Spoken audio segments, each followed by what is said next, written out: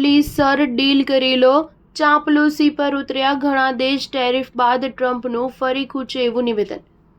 American પ્રમુખ Donald ટ્રમ્પે ભારત સહિત વિશ્વના ઘણા દેશો પર ટેરિફ બોમ્બ ફોડીને વિશ્વભરના બજારોમાં હડકંપ મચાવી દીધો છે. 104% ટેરિફથી ચીન પર સૌથી મોટો માર પડ્યો છે. હવે ટ્રમ્પે પોતાના તીખા અંદાજમાં વૈશ્વિક નેતાઓની મશ્કરી કરી છે. તેમણે કહ્યું કે આ દેશો મને કોલ કરીને કહી રહ્યા છે કે પ્લીઝ સર ડીલ કરી લો. ઘણા દેશો ચાંપલૂસી પર ઉતરી આવ્યા છે જેથી અમેરિકા સાથે ટ્રેડ ડીલ થઈ શકે.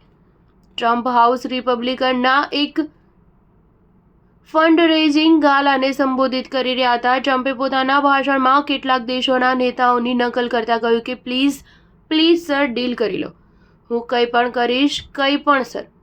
તેમનો ઇશારો એવા દેશો તરફ હતો જેઓ અમેરિકાના વધતા ટેરિફથી પરેશાન છે અને સમાધાન કરવાનો પ્રયાસ કરી રહ્યા છે. આ નિવેદન પહેલા વ્હાઇટ હાઉસે પુષ્ટિ કરી હતી કે 9 એપ્રિલથી ચીન પર લાગતા ટેરિફમાં 104% વધારો કરવામાં આવી રહ્યો છે. ટ્રમ્પે ચેતવણી આપી હતી કે જો ચીન મંગળવાર સુધીમાં તેના 34%ના જવાબી ટેરિફને નહીં હટાવશે તો અમેરિકા તેના ટેરિફમાં વધુ 50%નો વધારો કરશે.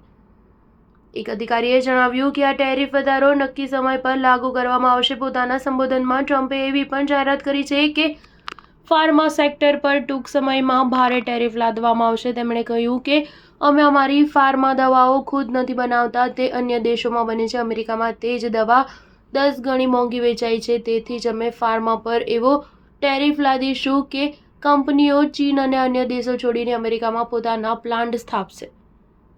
ટ્રમ્પે રિપબ્લિકન નેતાઓ પર પણ કટાક્ષ કર્યો જેનો ઈચ્છે છે કે કોંગ્રેસ વેપાર વાટાઘાટોમાં હસ્તક્ષેપ કરે.